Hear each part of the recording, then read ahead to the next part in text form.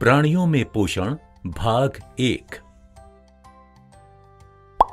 इस कहानी के उद्देश्य हैं क समझना कि पाचन क्या होता है, ख मनुष्य की पाचन क्रिया को समझना, ग चबाने से अमाशय यानी पेट तक की खाने की यात्रा। नमस्कार बच्चों, कैसे हो तुम सब? क्यों, मुझे देखते ही मुंह में पानी आ गया ना? मैं हूं फलों का राजा आम। मैं खाने में स्वादिष्ट तो हूं ही, उसके साथ मैं आप सबको भरपूर पोषण भी देता हूं। मैं और मेरे अन्य मित्र जैसे सेब, संतरा, हरी सब्जियां, दाल, रोटी, दूध सब मिलकर आप सभी को स्वस्थ रखते हैं। पर क्या आपको पता है, जब आप हमें खाते हैं तो हमारा पाचन कैसे होता है? आपके मुंह के स्वाद से लेकर पेट की यात्रा में हम शरीर के अलग अलग भागों से गुजरते हैं। आइए इस वीडियो के पात्रों के साथ पाचन के इस सफर पर चलते हैं। माँ, बहुत भूख लगी है। आज तो स्कूल में बहुत खेला और पढ़ाई भी बहुत हुई। जल्दी से कुछ खाने को दे दो। हाँ माँ, आज तो थक गए। वाहनों के चलने के लिए जैसे पेट्रोल की जरूरत होती है, उसी तरह हमें खाना खाकर अपने काम करने की ताकत मिल जाएगी। कुछ देर ठहरो बच्चों, अभी खाना देती हूँ। तब तक ये सेब खा लो। हाँ, आज ही विज्ञान की अध्यापिका हमें बता रही थी कि फल, हरी सब्जियाँ, दूध हमारे पोषण के लिए बहुत आवश्यक है। अच्छा, सोनू को भी समझाओ, वह फल नहीं खाता। क्यों सोनू, है ना? दोस्तों, अच्छी सेहत के लिए फल खाना बहुत आवश्यक है। आप सब भी रोज कम से कम 3-4 फल जरूर खाएं। पता है सोनू, टीचर जी बता रही थी कि हमें संपूर्ण आहार खाना चाहिए, जैसे फल, दूध, अंडे, दाल, चावल आदि। इन सब से हमें प्रोटीन, वसा यानी कि फैट आदि मिलता है। जो भोजन हम खाते हैं उसका हमारा शरीर उस रूप में पाचन नहीं कर सकता, इसीलिए उसको आसान प्रकार के तत्वों में बदला जाता है। कैसे? इसी प्रक्रिया को पाचन कहते हैं। ये लो बच्चों, खाना खा लो।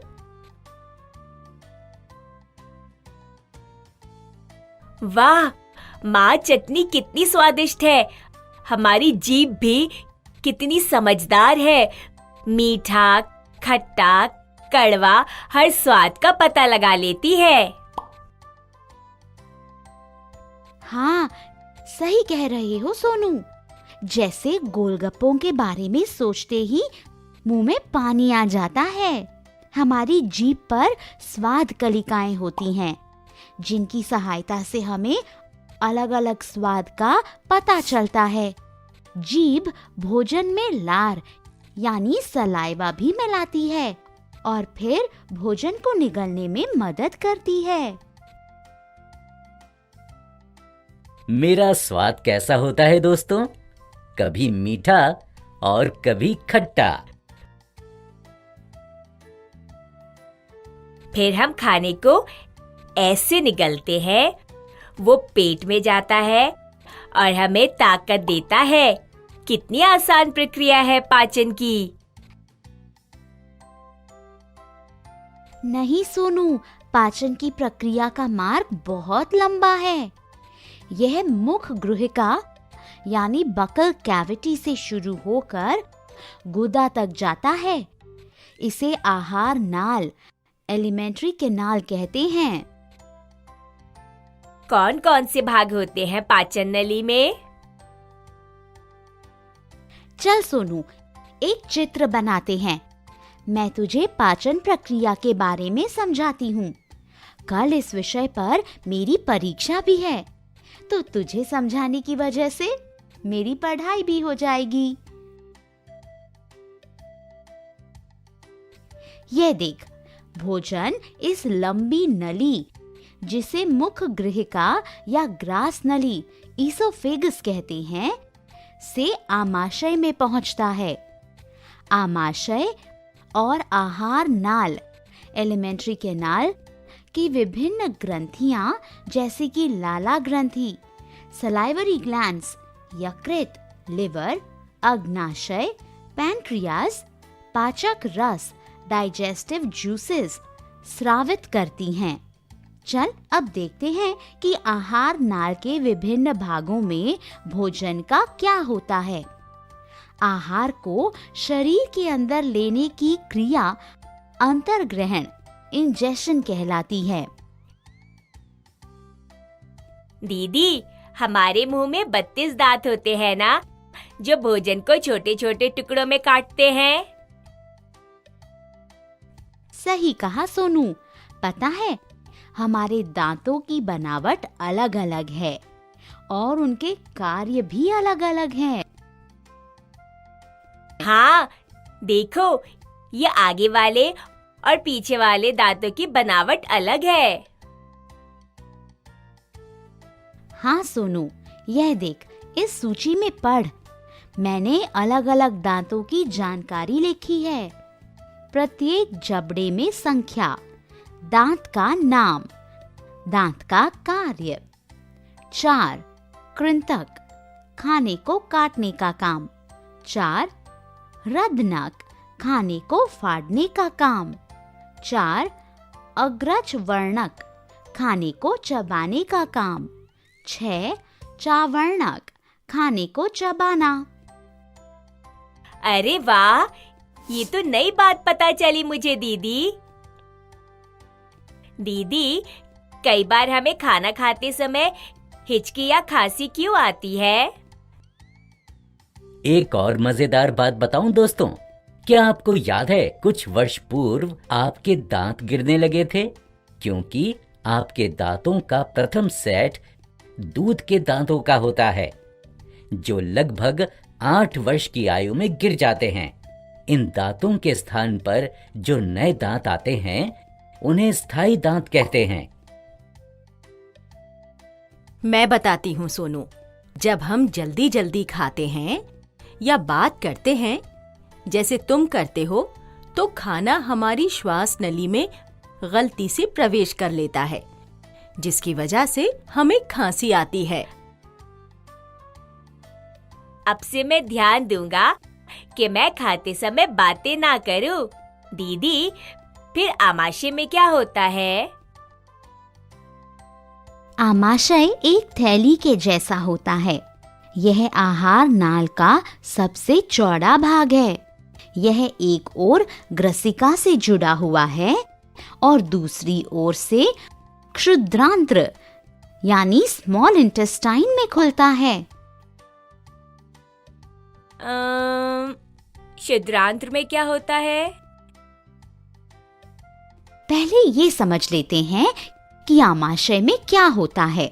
आमाशय की आंतरिक दीवार पाचक रस, हाइड्रोक्लोरिक अम्ल, श्लेष्मल स्रावित करती है। वह प्रोटीन और वसा के पाचन में मदद करते हैं।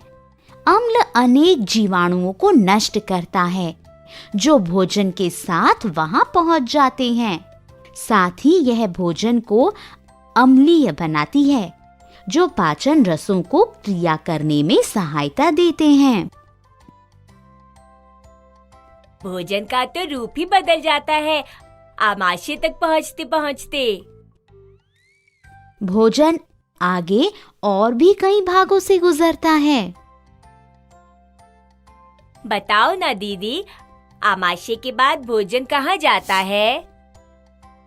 मैं तुम्हें भोजन के आगे का सफर शाम को बताऊंगी। चलो अब हम कुछ देर के लिए आराम कर लेते हैं। तो देखा दोस्तों, भोजन खाने की नली से गुजरते हुए आमाशय तक पहुंचता है। हमें खाने से लेकर पाचन तक एक बहुत लंबा सफर तय करना पड़ता है। हमने इस वीडियो में समझा कि पाचन क्रिया में मुंह से आमाशय तक के सफर में क्या होता है। प्राणियों में पोषण भाग 2। इस वीडियो के उद्देश्य हैं क समझना कि भोजन आमाशय से आहार नली के और कौन कौन से भागों में जाता है। ख समझना कि क्षुद्रांत्र में भोजन का पाचन और अवशोषण कैसे होता है। ग क्षुद्रांत्र और बृहदांत्र के अंतर को समझना। नमस्ते दोस्तों, कैसे हैं आप सब। हमने पिछले वीडियो में सोनू और मीना के साथ मनुष्यों में पाचन प्रक्रिया के बारे में समझा था। हमने भोजन के मुंह से आमाशय तक के सफर को भी समझा था। आइए इस वीडियो के माध्यम से हम भोजन के आमाशय से आगे का सफर समझते हैं। दीदी, शाम हो गई है। आपने कहा था कि आप शाम को भोजन के आमाशय से आगे के सफर के बारे में बताएंगी।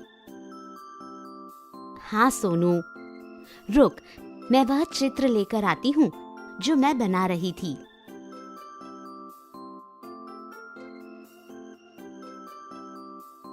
चल बता कि तुझे क्या याद है। भोजन को अंदर लेने की प्रक्रिया को अंतर्ग्रहण कहते हैं। भोजन मुखग्रहिका से होते हुए आमाशय में पहुंचता है। आमाशय श्लेष्मल हाइड्रोक्लोरिक अम्ल तथा पाचन रस स्रावित करता है और जटिल पदार्थों को सरल पदार्थों में बदलता है। वाह सोनू, तुझे तो सब याद है। चल अब भोजन के आगे के सफर के बारे में समझते हैं।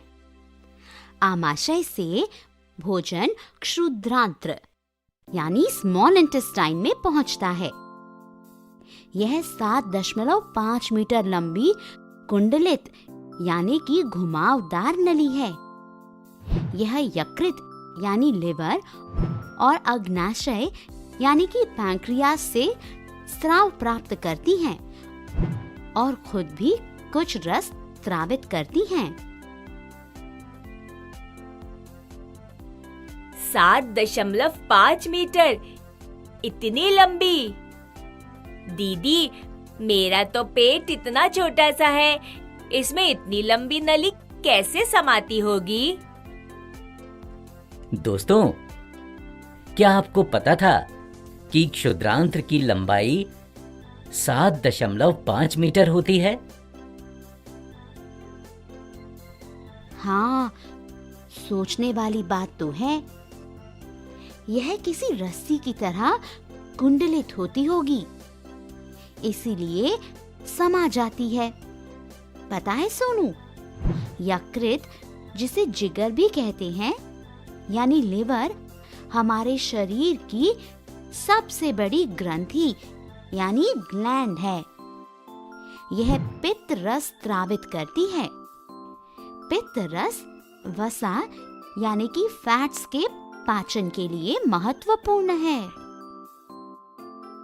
क्या यकृत क्षुद्रांत्र के पास होता है?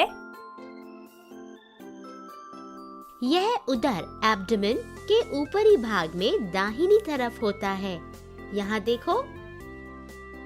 और अग्नाशय यानी कि पैंक्रियास पीले रंग का होता है। यह अग्नाशयिक रस स्रावित करता है जो कि कार्बोहाइड्रेट और प्रोटीन को पचाने में मदद करता है। और अग्न्याशय कहाँ होता है? अग्नाशय आमाशय के ठीक नीचे होता है। देख यहाँ। अब बचा हुआ भोजन क्षुद्रांत्र के निचले हिस्से में पहुंचता है। यहाँ आंत्र रस यानी डाइजेस्टिव जूसेस पाचन क्रिया को पूर्ण कर देता है। यह देख, मैंने इस सूची में लिखा है कि कौन से पदार्थ किस में परिवर्तित होते हैं। कार्बोहाइड्रेट, ग्लूकोज, वसा, वसा अम्ल या फैटी एसिड, प्रोटीन, एमिनो अम्ल या एमिनो एसिड। ये पाचन क्रिया तो किसी कारखाने से कम नहीं है। कितना कुछ होता है भोजन के साथ। और मैं समझता था कि भोजन मुंह से लेकर पेट में जाता है और पाचन क्रिया समाप्त हो जाती है। क्या आप लोग भी सोनू की तरह सोचते थे दोस्तों? सोनू, अभी तो भोजन शरीर के 2 और भागों से गुजरेगा, तभी पाचन क्रिया समाप्त होगी। पता है सोनू, क्षुद्रांत्र में भोजन का पाचन और अवशोषण यानी एब्जॉर्प्शन दोनों होते हैं। अवशोषण वो कैसे होता है? पोषक तत्व क्षुद्रांत्र की अंदरूनी दीवार द्वारा अवशोषित किए जाते हैं। क्षुद्रांत्र में बहुत सारी रक्त वाहिकाएं यानी ब्लड वेसल्स होती हैं। क्षुद्रांत्र की अंदरूनी दीवार पर उंगली जैसी हजारों संरचनाएं होती हैं। चल, मेरी विज्ञान की पुस्तक में इसका चित्र देखते हैं। इन्हें दीर्घरोम या रसांकुर या विली कहते हैं। ये रसांकुर उंगली जैसी क्यों होती है?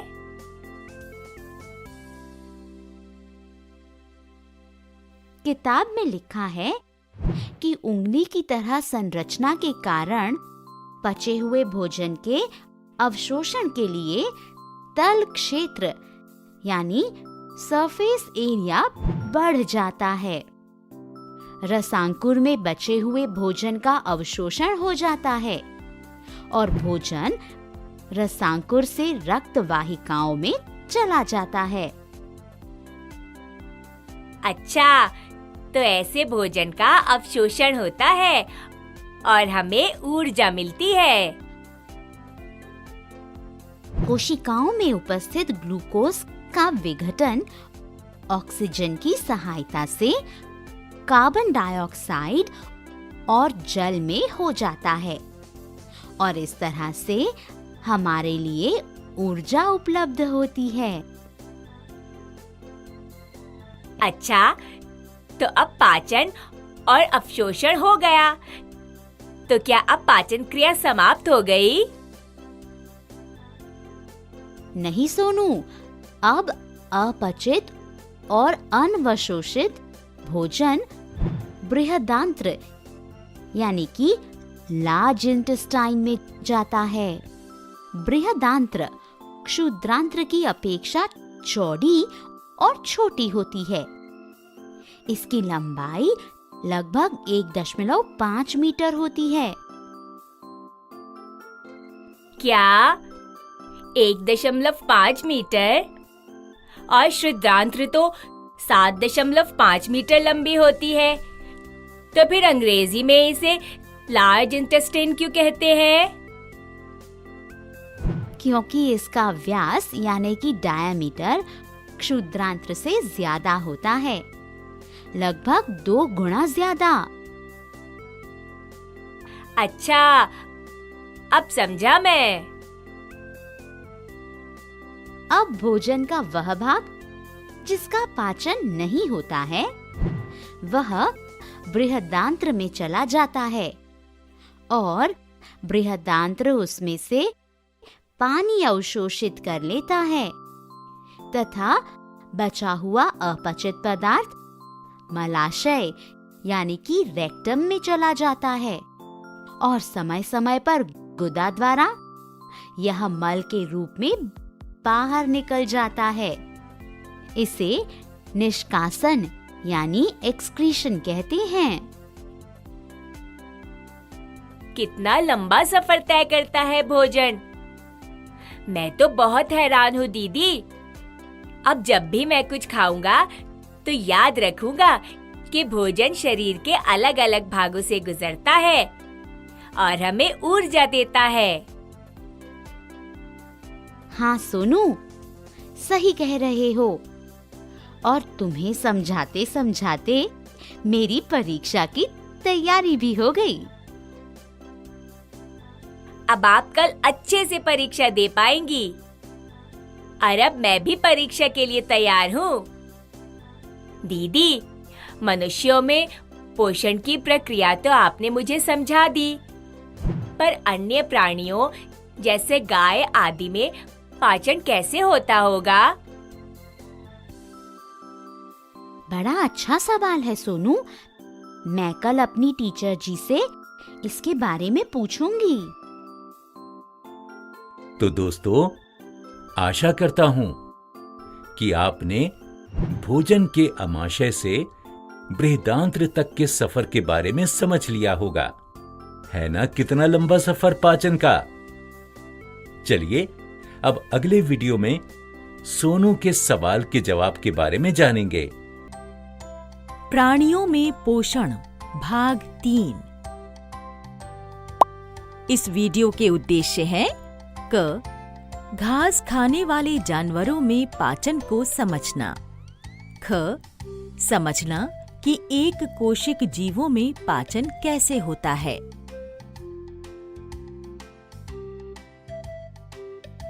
नमस्कार दोस्तों, कैसे हैं आप सब? हमने पिछले वीडियो में मनुष्य की पाचन प्रक्रिया के बारे में समझा था। भोजन के स्वाद से लेकर पाचन तक का सफर कितना लंबा और मजेदार होता है। क्या आपने कभी किसी गाय को जुगाली करते हुए देखा है? क्या एक कोशिक जीव जैसे अमीबा में पाचन प्रक्रिया होती है? आइए इस वीडियो के माध्यम से इन्हीं प्रश्नों के उत्तर ढूंढते हैं। दीदी, इन गायों को देखो, मैं इन्हें रोज देखता हूँ। ये रोज ऐसे ही अपने मुंह में खाना चबाती रहती है। क्या ये सारा दिन कुछ खाती रहती हैं? हाँ रवि, अगर कोई इन्हें देखेगा तो स्वाभाविक सी बात है, ऐसा ही सोचेगा। इस प्रक्रिया को जुगाली कहते हैं। गाय और अन्य घास खाने वाले जानवरों की पाचन प्रक्रिया मनुष्य से अलग होती है। अच्छा, वो कैसे? चल रवि, रामू काका की गौशाला में चलते हैं। वह हमें विस्तार से समझा पाएंगे। हाँ, ये तो बहुत अच्छा सुझाव है दीदी।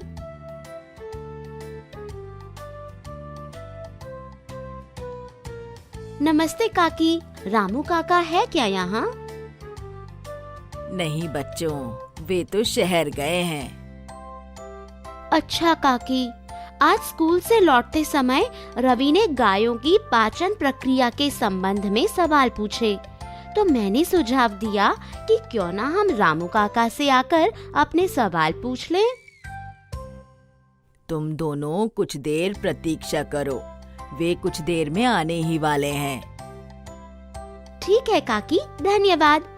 क्या हम गायों को चारा खिला सकते हैं? हाँ जरूर बच्चों, आओ मेरे साथ। काकी रानी और रवि को गायों को चारा डालने के लिए लेकर जाती हैं। अरे ये देखो दीदी, ये गाय कैसे जुगाली कर रही है। हाँ रवि, चल जब तक रामू काका आते हैं हम काकी से पूछते हैं। उन्हें ज्यादा पता होगा क्योंकि वह गायों के साथ रोज समय बिताती हैं। हाँ दीदी, चलो उनसे पूछते हैं।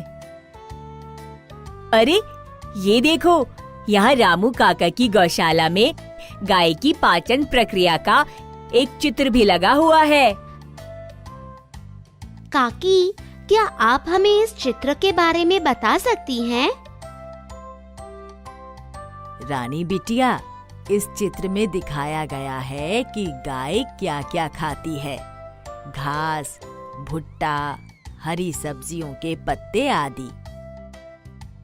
देखो दीदी, हमने जो घास डाली थी वह ये गाय खा भी गई। रवि देख, वह घास को जल्दी से निगल लेती हैं। आओ बच्चों, यहाँ बैठ जाते हैं। मैं तुम्हें समझाती हूँ। घास निगलने के बाद गाय उसे अपने आमाशय के एक भाग, जिसे रूमेन कहते हैं, वहाँ इकट्ठा कर लेती है। अच्छा, मनुष्य की पाचन क्रिया में रुमेन नहीं होता है ना काकी? हाँ, सही बोल रहे हो रवि। रूमेन में भोजन का आंशिक पाचन होता है। इस आंशिक पचे हुए भोजन को जुगाल कहते हैं, जिसे अंग्रेजी में कड भी कहते हैं। ये जुगाल बाद में छोटे छोटे टुकड़ों के रूप में फिर से मुंह में लाया जाता है। यहाँ देखो, जैसे इस चित्र में दिखाया गया है। अच्छा, तभी इसे जुगाली करना कहते हैं। गाय इसी कट को चबा रही होती है। ऐसे जीवों को रूमिनेंट या रोमनथी कहते हैं, है ना काकी? बिल्कुल सही रानी। गाय, भैंस और हिरण जैसे घास खाने वाले जंतु रूमिनेंट या रोमनथी कहलाते हैं। घास में कौन से पदार्थ होते हैं काकी? मनुष्य तो घास नहीं खा सकता, है ना? घास में सेलुलोज होता है। क्या सेल्यूलोज? ये क्या होता है काकी? सेलुलोज एक प्रकार का कार्बोहाइड्रेट होता है। बहुत से जंतु जैसे मनुष्य सेलुलोज का पाचन नहीं कर सकते हैं। तो क्या गाय जैसे घास खाने वाले जंतुओं में कोई विशेष भाग होता है जो सेल्यूलोज का पाचन करता है? क्या रवि के प्रश्न का उत्तर मैं देने की कोशिश करूं काकी? हाँ रानी बिटिया, बताओ। रवि, गाय के आहार नाल में क्षुद्रांत्र और बृहदांत्र के बीच एक थैली जैसी संरचना होती है, जिससे अंधनाल कहते हैं। सेलुलोज का पाचन यहाँ होता है। अच्छा, पर कैसे दीदी? अंधनाल में कुछ जीवाणुओं द्वारा सेलुलोज का पाचन होता है। यह मनुष्य के आहार नाल में नहीं होते। अरे वाह रानी बिटिया, तुम तो बड़ी होशियार हो। बच्चों, बहुत देर हो गई है। लगता है रामू काका को देर लगेगी शहर से लौटने में। तुम दोनों अब घर जाओ, तुम्हारी माँ रास्ता देख रही होंगी। जी काकी, धन्यवाद। वाह, कितनी अनोखी जानकारी है ये, है ना दोस्तों? क्या आप कभी किसी गौशाला में गए हैं? क्या मैं आपकी विज्ञान की ये किताब देख सकता हूँ दीदी? हाँ रवि, यह लो। अरे दीदी, ये अमीबा का चित्र है ना? पता है, मैंने पढ़ा था कि ये एक कोशिक जीव होता है। क्या इनकी भी पाचन प्रक्रिया होती है? दोस्तों, अमीबा जलाशयों में पाया जाने वाला एक कोशिक जीव है। हाँ रवि, अमीबा और अन्य एक कोशिक जीवों में भी पाचन प्रक्रिया होती है। अरे, ये तो कितने आश्चर्य की बात है दीदी। क्या आप मुझे इसके बारे में बता सकती हैं? पता है रवि, कल स्कूल में एक विज्ञान की प्रदर्शनी है। वहाँ अलग अलग प्रयोग किए जाएंगे। मेरी कक्षा के कई विद्यार्थी एक कोशिक जीव जैसे अमीबा को माइक्रोस्कोप के द्वारा बच्चों को दिखाएंगे। तुम भी कल अपने दोस्तों के साथ वहाँ आना और अपने सारे सवाल भी पूछ लेना। ये तो बहुत मजेदार होगा। दोस्तों, कितना मजा आएगा विज्ञान की प्रदर्शनी में। कितने अलग अलग प्रयोग होंगे वहाँ, और हम माइक्रोस्कोप की मदद से अमीबा को भी देख पाएंगे। अगले दिन स्कूल की विज्ञान प्रदर्शनी में। नमस्ते सूरज भैया, क्या मैं भी अमीबा देख सकता हूँ? हाँ जरूर रवि, क्यों नहीं। आओ, यहाँ ऐसे अपनी एक आंख बंद करो और यहाँ से देखो। बताओ क्या दिखा?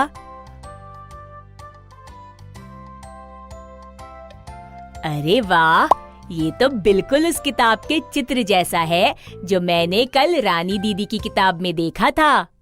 सूरज भैया, क्या आप मुझे अमीबा की पाचन प्रक्रिया के बारे में बता सकते हैं? हाँ रवि, जरूर। अमीबा जो है वो नदी, तालाब और अन्य जलाशयों में पाया जाता है। यहाँ देखो, इस पोस्टर में अमीबा की पाचन प्रक्रिया दिखाई गई है। पता है, अमीबा सूक्ष्म पौधों और प्राणियों को खाता है जो पानी में तैरते हैं, जैसे हम मुंह से खाते हैं, और इस प्रक्रिया को अंतर्ग्रहण कहते हैं। वैसे ही अमीबा में भी इस प्रक्रिया को अंतर्ग्रहण कहते हैं। लेकिन भैया, अमीबा का तो मुंह नहीं होता, तो वह खाता कहाँ से है? रवि, अमीबा निरंतर अपनी आकृति और अवस्था बदलता रहता है। देखो, एक बार फिर माइक्रोस्कोप से उसकी अवस्था देखो।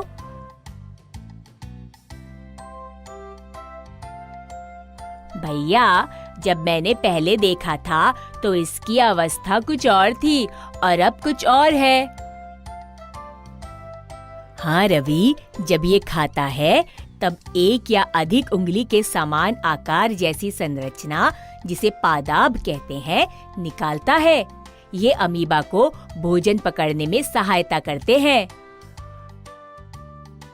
अच्छा, ये तो बड़ी विचित्र सी बात है। भैया, यहाँ इस पोस्टर में पादाब दिखाए गए हैं, है ना? हाँ रवि, इस पोस्टर में अमीबा की पाचन क्रिया दिखाई हुई है। ये देखो फिर, खाद्य पदार्थ अमीबा की खाद्य धानी में फंस जाते हैं और खाद्य धानी में ही खाद्य रस स्रावित होता है, जो खाद्य को सरल पदार्थों में बदलता है। ये कितने सूक्ष्म जीव है, पर पाचन प्रक्रिया बिल्कुल मनुष्य की तरह है। हाँ रवि, तभी तो हम इन्हें माइक्रोस्कोप की मदद के बिना नहीं देख सकते। ओह, तो क्या अमीबा में भी भोजन का अवशोषण होता है? हाँ रवि, पचा हुआ खाद्य धीरे धीरे अवशोषित होता है। पता है रवि, अवशोषित पदार्थ अमीबा की वृद्धि रखरखाव के लिए काम आता है और अपचित खाद्य खाद्य धानी द्वारा बाहर निकाल दिया जाता है। अच्छा, तो इसका मतलब है कि सभी प्राणियों में, चाहे वो बड़े हो या छोटे, पाचन प्रक्रिया लगभग एक जैसी होती है। हाँ रवि, भोजन का अंतर्ग्रहण, पाचन और उसकी वजह से जो हमें ऊर्जा मिलती है, वह हमारे शरीर के दिन भर के कार्य और अलग अलग प्रणालियों के लिए बहुत महत्वपूर्ण है। धन्यवाद भैया, आपने मुझे माइक्रोस्कोप से अमीबा दिखाया और इतनी महत्वपूर्ण जानकारी भी दी। तो दोस्तों, आशा करते हैं कि आपने घास खाने वाले जानवर जैसे गाय और एक कोशिक जीव जैसे अमीबा में पाचन क्रिया के बारे में समझा होगा। अगली बार जब आप किसी गाय को जुगाली करते हुए देखेंगे तो आपको पता होगा कि वो ऐसा क्यों कर रही है। चलिए दोस्तों, अब हम अगले वीडियो में मिलेंगे।